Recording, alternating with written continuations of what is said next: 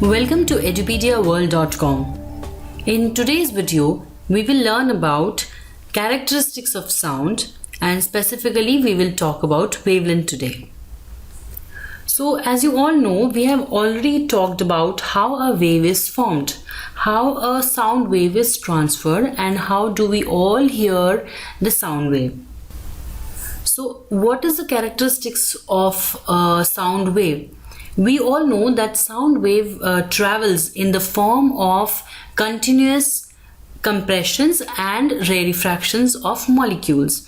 That is, the molecule gets compressed and again these molecule gets expanded, and this happens alternatively, and that's how this compression and rarefaction makes the wave travel and we get to hear the sound.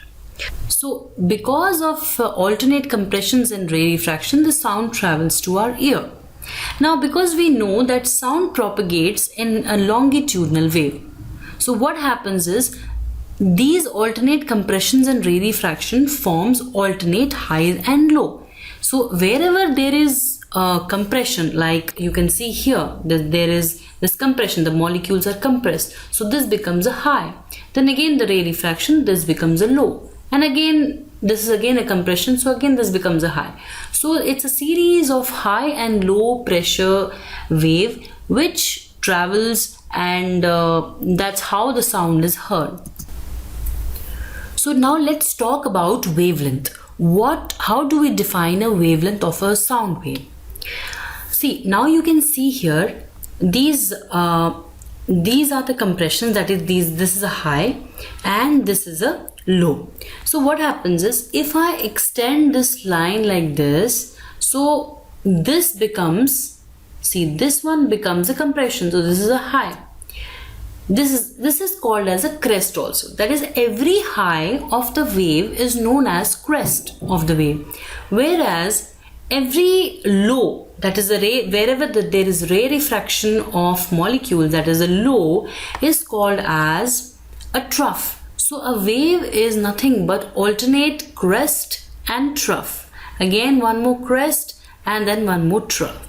So what happens is, how do we define wavelength? Wavelength is the distance between two consecutive crests, or you can say it is the distance between two consecutive trough, right?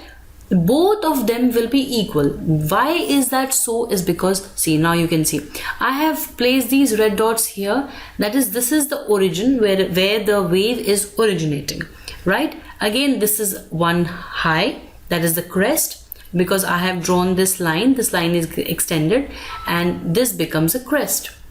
Again, the wave again comes back to its original position and then again it goes towards trough. So I have again extended this line and I have placed a red dot here. So all these red dots now, these are at equal distance. That is, the distance from this first dot to the second dot is equal to the distance of the second dot to this third dot. They are at equal intervals from each other. They are equidistant from each other. So that is why I say that a wavelength, you can either measure a wavelength by measuring the distance between two crests, or you can measure the distance between two troughs. So that will give you the wavelength, right? Or it is nothing but, it is the length of one wave. Wavelength is nothing but length of one wave. So you can see here, the wave starts from this place. See, this is the place where the wave is originating. It goes to the maximum position, comes back to the original position. Again it goes to the other side and again comes back. So from this dot, that is the first dot, to this fifth dot is again one wave. So one wave is completed. So this distance, if you measure from here to here, is also known as one wavelength. So you can measure any three of, either between two crests or between two troughs, or you can simply measure the distance from the start to the distance where the wave is ending. So this is one wavelength. right? So these three are all equal, they will be equal. Wavelength is always denoted by lambda. This is the symbol by which we denote the wavelength, and the SI meter of wavelength is SI unit of wavelength is meters. Why do we say meters? Because it is nothing but it is the measure of length of the wave. How long is the wave? That is why we say that the SI unit is meters, right? So we will also talk about frequency of sound. What is a frequency? Frequency is another characteristics of a sound wave. So let's also talk about frequency. So what is frequency? Frequency is the number of oscillations per unit time. We have already learned how the wave is traveling and how do we get to hear the sound wave. And we also know that the crest and the troughs that we just spoke while we were discussing the wavelength. So what is frequency? That is, if you consider that this x-axis, you see here, this is the x-axis. So in x-axis, let's say we consider x-axis is the time, and obviously the y-axis will be amplitude always. So, and if we consider that, let's say for example, in 1 second, or let's say in x seconds, how many oscillations are formed? That number of oscillations per unit time becomes the frequency of any wave, right?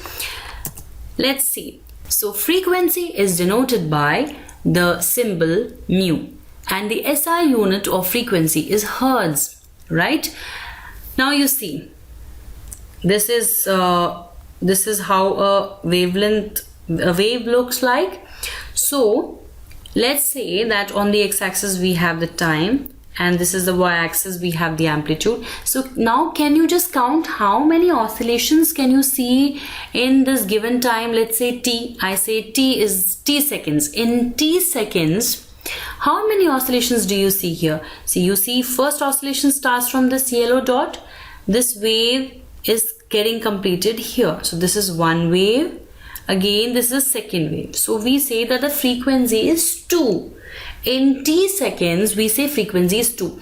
Let's say suppose you've had 3 waves in only this much time, that is t seconds, then the frequency would have been 3, right? So frequency is nothing but the number of waves, or you can say the number of oscillations in a unit time is what we define frequency. Now, first, you see, what do we call a low frequency now? So I will just show you both the diagrams first, okay? Now just look at the first diagram. Again, the x-axis, let's say you have time, and y-axis you may have the amplitude or the pressure or anything you can have on the y-axis. So let's say how many waves do you see here in this given time t? You see only one wave here, right? So this is the wave. They have shown the wave here. So you will say that the frequency, let's say, is f. And how do we denote the frequency? We denote the frequency by this unit called as hertz. Now let's say in the second, what happens is, how many waves do you see in the same time? See, the time is the same in both. The time finishes here. In the second picture also the time finishes here. So how many oscillations do you see now? You see 2 oscillations. See, one oscillation starts from here, ends here. This is first cycle or first wave, or you can say one oscillation. And again the second starts here and it goes, and so there are 2 waves, there are 2 oscillations in this unit time. So you will say frequency is f hertz, right? So this is what we call as high frequency. That is, in a given time you have more number of waves, whereas this is called as a low frequency. So now you understand the difference between what is high frequency and what is low frequency, right?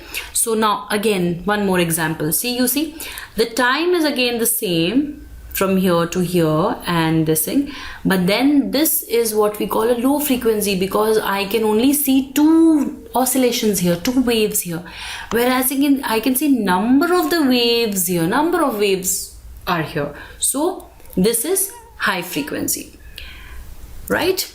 One more example. What do you see here? you see two graphs. One is on the top and the other one is given at the bottom. So let's see that I take that from 0 to, let's say, 16 seconds. I draw a red line here which shows that I'm considering only this time, that is from 0 to, let's say, 16 seconds. Okay, it is close to 16 or 17 seconds. Now what do we see? How many waves do we see on the top picture? We see approximately 2 full waves, or we can say 2 full oscillations here. So the frequency is low. We can see it is very evident in the picture. Whereas in the bottom picture, what do we see? There are a lot of many waves, definitely more than 2 oscillations I can see. So this is a high frequency. The bottom one is a high frequency, right? So now let's consider this example of a ball which is attached to a thread, and what will happen if we move this ball? See, the number of complete oscillations that the ball will make, if the number of oscillations are more, then we say the frequency is very high.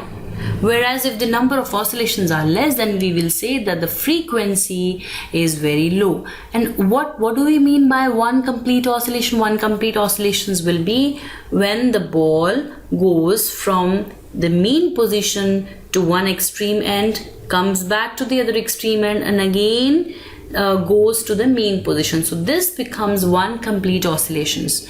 So if the number of the oscillations that a ball is making in a given time is more, then we say that the frequency is very high. Whereas if the oscillations are less in a per unit time, then we say that the frequency is very low. So this is how we talk about frequency in the case of this pendulum, right? And similarly, what happens? This is a very simple example. You must have all seen the school bell ringing. So when do we say that the frequency is very high?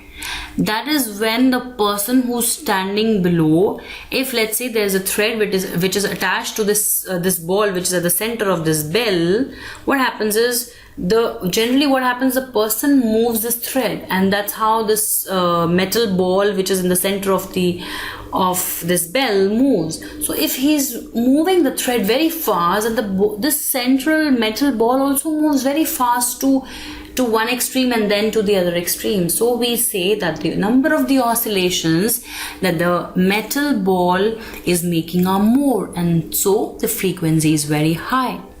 Whereas if he moves it very slowly to one end and then to the other end, then we say the number of oscillations are less in this case, and so the frequency is less. So this is very practical example you must all have seen in your daily lives, in your schools also, right? Now there is one more term which we shall talk about. This is the time period of a wave, because frequency and time period are all related, right? So what can we talk about time period? What is time period? Time period is a time taken to complete one oscillations. Frequency was number of oscillations in a given time, per unit time, right? Whereas time period is time taken to complete one oscillation. Now you see here, this is a wave here. Again, on the x-axis you have the time, and on the y-axis we have the amplitude, and this is the wave. So what is time period of one wave? Is the moment the wave starts and the wave ends here. So the wave travels from this distance, this complete distance. The time, this particular time is called time period, because this is the time taken to complete one oscillation, one wave. That is called time period. And because it is a measure of time, so the SI unit is seconds. We measure it in seconds, and it is always denoted by capital T, right? Now, so what is the relationship between time period and frequency? Because they both are related to time, so there has to be some relation. Now you see, in the first wave, this is the wave which is on the top, you can see here. what do you see here? As compared to the other two waves, what can we talk about? Frequency. The frequency is low frequency. But what can you talk about? Time period. Time period is more here. That is because the time taken for this one wave, for this one oscillation to be completed will be more, you see. So with the low frequency, the time period will be more. Again, the second one, the frequency is medium frequency as compared to the other two. So because the frequency is a medium frequency, the time period will be comparatively less. So that is why the low frequency will have the large time period, and when the frequency is high, then the time period is very, very small. So that is why the relationship between time period and frequency is inversely proportional. These two, that is the time period and frequency, are inversely proportional to each other. If one is high, the other will be low. If one is low, the other will be high. And so we can say lesser the time period, more will be the frequency. So I hope you must have understood the various characteristics of sound. So thank you for watching Edupedia World videos.